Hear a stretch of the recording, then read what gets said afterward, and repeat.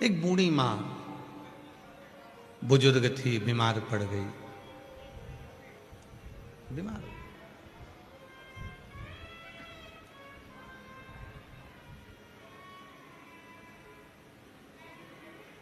जिस पात्र से रोज भगवान को जल चढ़ाती थी वो पात्र 3-4 दिन से धुला नहीं था, साफ नहीं था।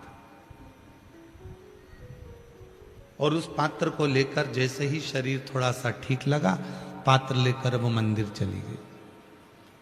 शिव जी के मंदिर में जैसे ही जल चढ़ा रही थी कि पुजारी जी ने उसको रोक लिया, महाराज जी ने उसको रोक लिया। ए बूढ़ी हो गई, तेरे में अकल नहीं है क्या? इतनी उम्र हो गई है, तेरे में विवेक नहीं है क्या? तेरी बुद्धि कहीं मारी गई है? तेरे में सूझबूझ नहीं पड़ती? कितना गंदा पात्र है, कितना गंदा बर्तन है, और उससे तू शिव जी पे जल चढ़ा रही है। बूढ़ी मां का जो पात्र था, जो बर्तन था, शिव पुराण का कौमार्य खंड कहता है, उस पुजारी ने उस पात्र को लेकर फेंक दिया। इतना गंदा पात्र, इतना गंदा बर्तन, और तू उसी से भगवान को नहला रही है, उसी से भगवान को जल चढ़ा रही है। पात्र लेकर बाहर फेंका। बूढ़ी मां ने पात्र उठाया, वापिस घर जाने लगी। बाबा, मेरा शरीर ठीक नहीं था, इसलिए मैंने 2-3 दिन से इस बर्तन को साफ नहीं किया था।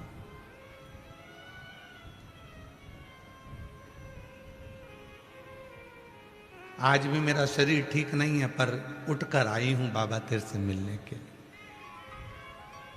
क्षमा करना। पात्र लिया, उठाया, चल दी। आंख में आंसू भरे थे उसके। शिव शिव शिव शिव रटती रटती चली। घर पहुंची,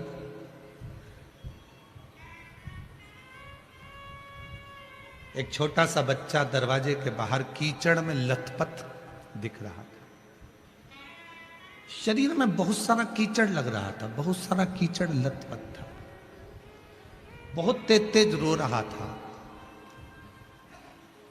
उसके नैनों से अश्रु बह रहा था। तो बूढ़ी मां ने उसको नमन कर कहा, बेटा तुम यहाँ कहाँ आ गए? तुम्हारी माँ कहाँ है? तुम्हारे पिता कहाँ है? तुम्हारा भाई कहाँ है? तुम्हारी बहन कहाँ है? कोई रिश्तेदार तुम्हारा कोई है? कौन गांव के रहने वाले हो? बच्चा बस रोते जा रहा, कुछ नहीं बोला, कुछ भी नहीं बोला। तो बूढ़ी माँ को दया आई, छोटा सा बच्चा है, पूरा की पूरा कीचड़ में लथपथ हो रहा है, चल मैं तुझे नहला देती हूँ। और बूढ़ी माँ ने उसका हाथ पकड़ा, अंदर ले गई, बिठाया, अंदर से जल लाई और उसको स्नान कराया। उसका कीचड़ पूरा साफ करा, पूरा कीचड़ उसके तन पर से साफ कर दिया। बच्चा जो अभी रो रहा था वो उठा और बूढ़ी माँ के गले लग गया और गले लगकर जाने लगा। बूढ़ी माँ ने कहा, अभी तो मैंने पूछा था तेरी माँ कहाँ है, तेरा पिता कहाँ है, तेरा घर कहाँ है, तेरा गांव कहाँ है, तो कुछ बोला नहीं, अब कहाँ जा रहा है? इतने में वो बच्चा शिव का रूप रखकर प्रकट होकर बोला, माँ अब मैं जा रहा हूं, अब मैं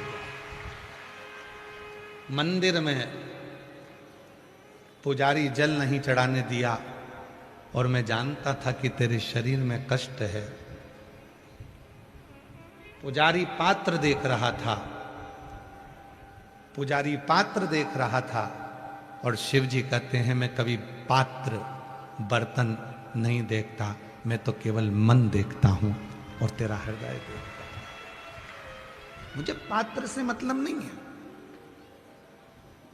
मैं पात्र नहीं जानता कि पात्र कैसा है। मुझे पात्र से मतलब नहीं है कि पात्र कैसा है, पात्र कितना गंदा है, कि पात्र कितना साफ है, कि पात्र कैसा है, मुझे उससे मतलब नहीं है।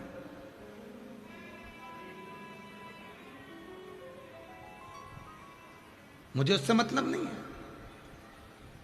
और मुझे पात्र, मैं कभी पात्र को नहीं देखता, मैं तो केवल भाव को देखता हूं, मैं केवल शुद्ध विचारों को देखता हूं।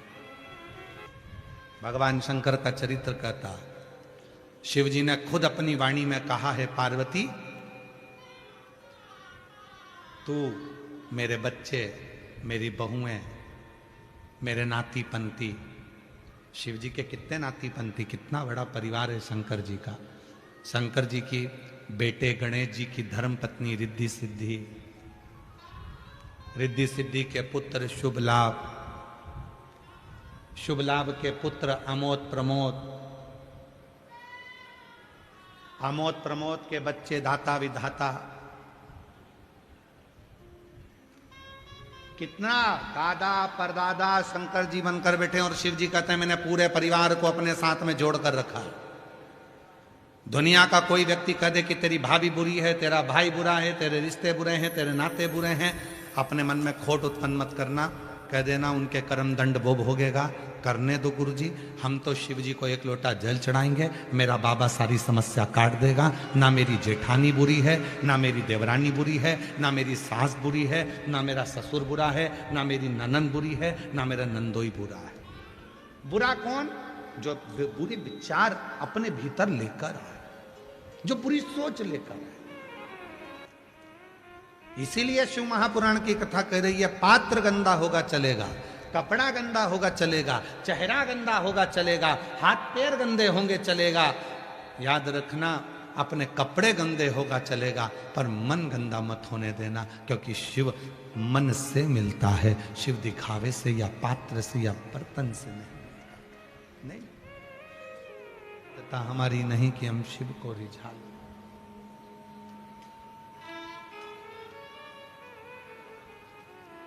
क्या क्या चीज चढ़ाते हो शंकर भगवान को? क्या क्या सामान चढ़ाते हो? जल, दूध, चावल, धतूरा, बेलपत्र, शमीपत्र, चंदन, लाल चंदन, पीला चंदन, शहद, दही, घी, शक्कर, काला तिल, मूंग, काली मिर्च, सब शिव जी को चढ़ाते हो। कमलगट्टा सब शिव जी, दुर्वा शिव जी को, कनेर का फूल शिव जी को, आग का फूल शिव जी।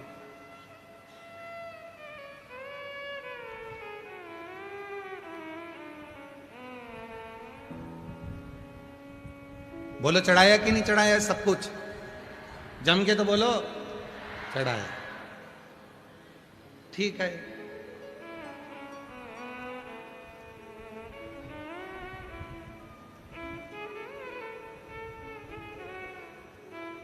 सब कुछ चढ़ाया। और यदि तुमने बेलपत्र चढ़ाई और विश्वास ही नहीं चढ़ाया तो वह बेलपत्र असर करेगी? जम के बोलो। कनेर का फूल चढ़ाया और तुमने विश्वास रखकर नहीं चढ़ाया तो वह कनेर का फूल असर करेगा? नहीं। दुर्वा असर करेगी? नहीं। पहले दवाई अगर तुम खा रहे हो किसी डॉक्टर की, तो पहले डॉक्टर पर विश्वास होना जरूरी है। मैं जिस डॉक्टर का इलाज करवा रही हूँ, मैं जिस डॉक्टर को दिखा के आ रही हूँ, वो बहुत अच्छा डॉक्टर है और वो मेरा इलाज कर देगा। कजन कितनों को अच्छा करा है, मुझे भी अच्छा कर देगा। तो डॉक्टर तुम्हारा हाथ पकड़ेगा और तुम ठीक होना प्रारंभ हो जाओगी, क्योंकि विश्वास तुम्हारे ऊपर पूर्ण कर। विश्वास।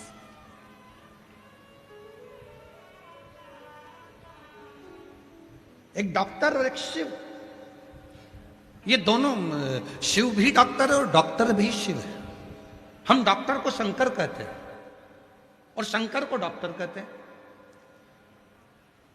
इसलिए हम आपसे बार बार कहते हैं, अगर तुम्हारे शरीर में रोग आया, तुम्हारे शरीर में बीमारी आई, तुम्हारे शरीर में तकलीफ आई, तो सबसे पहले डॉक्टर के पास जाओ। डॉक्टर इलाज करेगा, डॉक्टर दवाइयां देगा, डॉक्टर जांच कराने का बोले तो जांच करा, डॉक्टर जैसा बोले वैसा करो। और जो दवाई तुम डॉक्टर से लेकर आओ, उसे कुंदकेश्वर महादेव का नाम लेकर उस पर भरोसा कर कर खाना प्रारंभ करो, तो ये दोनों डॉक्टर तुम्हारा काम कर कर तुम्हारा शरीर ठीक कर देंगे।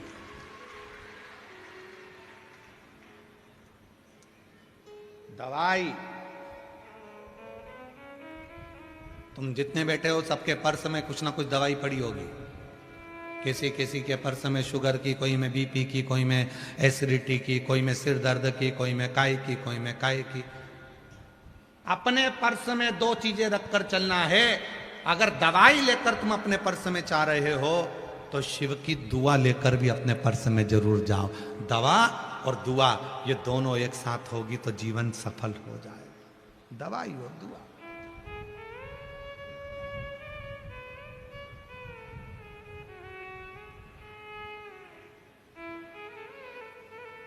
बिना दवा के और बिना दुआ के काम नहीं चलने वाला। केवल दवा दवा ले लो तो डॉक्टर भी आखिरी में कह देता है अब तो उसके हाथ में है, उसको भजो, दुआ काम आएगी। और केवल दुआ दुआ से काम नहीं चलेगा तो दुआ वाला भी कह देगा थोड़ा डॉक्टर की दवा ले लो, दोनों से काम चलेगा। दवा भी चाहिए और दुआ भी चाहिए। इसलिए डॉक्टर शिव है और शिव ही डॉक्टर है, दोनों को। इस व्यासपीठ ने कभी ये नहीं कहा कि तुम शंकर जी की पूजन कर रहे हो तो शिव जी के मंदिर जा रहे हो तो डॉक्टर के पास नहीं जाना। ये व्यासपीठ हमेशा कही है डॉक्टर के पास पहले जाओ, फिर जल चढ़ाने जाओ और जल चढ़ाकर जो लेकर आओ तो जल का आचमन करो और शिव पर विश्वास करो कि तुम ठीक होगे। मैं तो कह रहा है कि मानो तो गंगा माँ और ना मानो तो बहता हुआ पानी हो, उसी तरह मानो तो ये बीमारी है और ना मानो तो ये निकल गई बहता हुआ पानी। अर्थात शरीर में रोग आया और तुमने दवाइयां ली, डॉक्टर को दिखाया, साथ में तुमने ये अनुभव कर लिया मैंने शंकर की कथा सुन रही हूं, मैं रोज टीवी के सामने बैठकर कथा सुनती हूं, मैं रोज बाबा को जल चढ़ाती हूं, मैं रोज भगवान शंकर की स्मरण करती हूं, मुझे ये बीमारी नहीं रहेगी, नहीं रहेगी। छाती ठोक कर कहो कि मुझे ये बीमारी नहीं रहेगी। आज डॉक्टर भले बोल रहा है पर 2 महीना, 4 महीना, 6 महीने में मैं ठीक होकर बताऊंगी और तुम ठीक हो जाओगे। कई माताएं कहती है 23 साल हो गए गुरुजी, 24 साल हो गए गुरुजी, 15 साल हो गए गुरुजी, बच्चा नहीं है, डॉक्टर ने मना कर दिया। हम कहते हैं पंडाल में बैठकर कथा सुनो, टीवी के सामने कथा सुनो, एक बार सीहोर जाओ, कुबरेश्वर बाबा के धाम पर जाकर कंकर शंकर की पूजन करो, 5 कंकर रखो, उसमें से 1 कंकर उठाकर लेकर आओ और अपने बाबा को रोज जल चढ़ाकर उस जल का आचमन पति और पत्नी दोनों करो। सफेद आंकड़े की जड़ का प्रयोग करो, पशुपति व्रत करो। कई माता कहती हमने 4 बार कर लिया, 5 बार कर लिया, करो, हर 2 महीने में करो और उसका पीछा पकड़ कर रखो। गाय दरवाजे पर आती है, खड़ी होती है, भले तुम रोटी दो मत दो पर वो तुम्हारे दरवाजे पर जरूर आएगी। जब 15-20 बार आएगी तो एक दिन तुम्हारा भी मन कर जाएगा रे गाय को रोटी दे ही दो। उसी तरह तुम जब हर बार पशुपति व्रत, सफेद आंकड़े की जड़ का प्रयोग और शंकर जी की कथा सुनते रहोगे तो एक दिन तो मेरा कुबरेश्वर बाबा तेरी झोली में संतान दे ही देगा, ये निश्चित है। भरोसा प्रबल करो। पात्र नहीं देखे हैं, शिव कपड़े नहीं देखे हैं, शिव तुम्हारा चेहरा नहीं देखे हैं, शिव तुम्हारा स्वरूप नहीं देखे हैं, शिव तो केवल भाव देखे, केवल भाव, केवल भाव।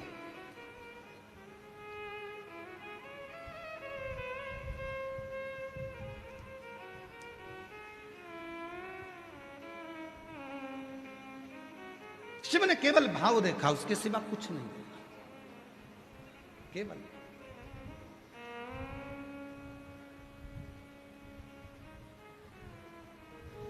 उनसे प्रेम होता है पर शंकर भगवान का तो केवल पिंडी है, शिवलिंग है।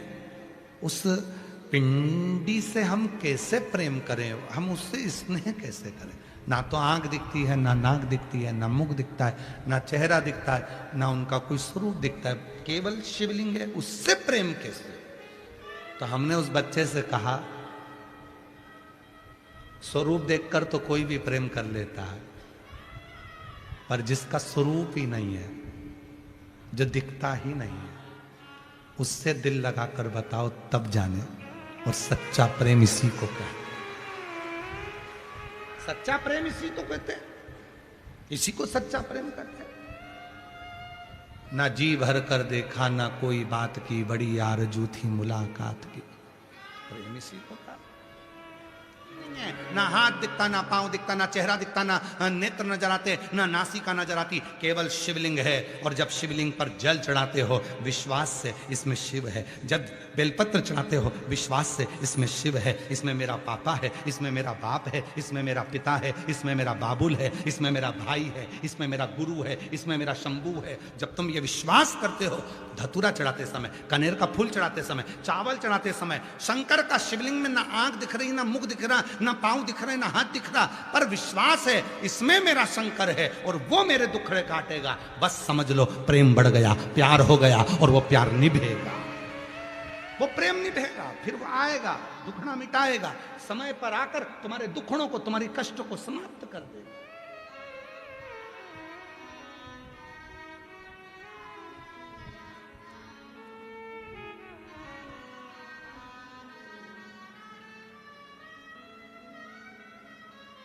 कितना देता है वो, कितना, उसके देने की कोई सीमा नहीं है। आप उससे स्नेह, उससे प्रेम, उसके प्रति जागरूक। शिव पात्र नहीं देखेगा।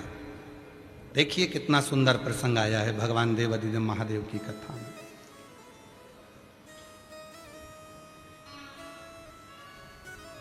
मां जगत जननी पार्वती जी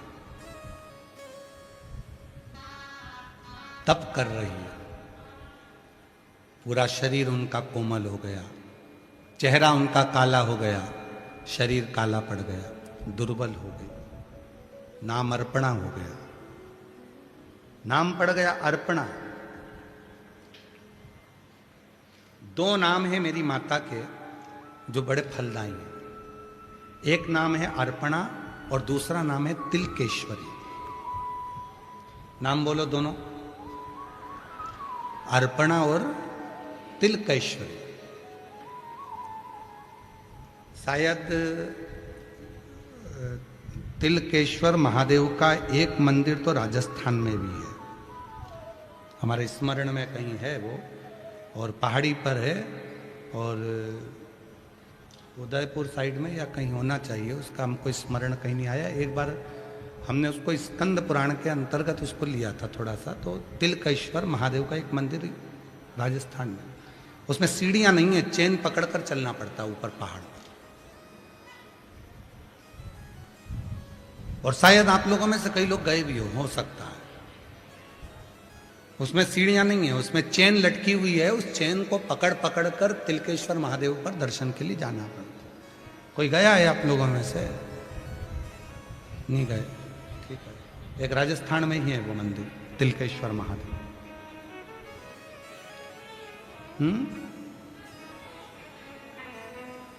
आवाज नहीं आ रही है? राजस्थान में ही है वो। देव जरा माइक दो।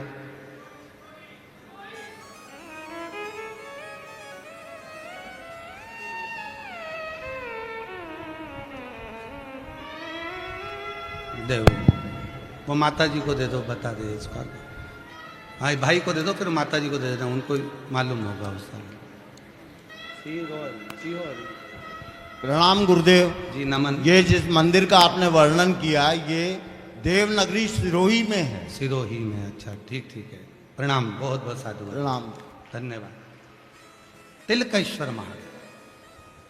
तो माता जी के दो नाम का स्मरण करिएगा, एक है अर्पणा और दूसरा नाम है तिलकेश्वरी। शिव जी का एक नाम है तिलकेश्वर, जो आपने गांव का नाम बताया। एक राजस्थान में भी मंदिर है तिलकेश्वर महादेव का, वहां सीढ़ी नहीं है, चेन लटकी हुई है पहाड़ पर, तो चेन से चढ़ा जाता है। तो दो नाम आते हैं, एक अर्पणा, एक तिलकेश्वर। अर्पणा और तिलकेश्वर, दो नाम का स्मरण अपने पास में रखिएगा। चलो सब लोग बोलेंगे, पहला नाम कौन सा है? अर्पणा, और दूसरा नाम कौन सा है? तिलकेश्वरी। दो पार्वती जी के जो दो नाम हुए हैं ये बड़े विशेष हैं। एक अर्पणा नाम, कभी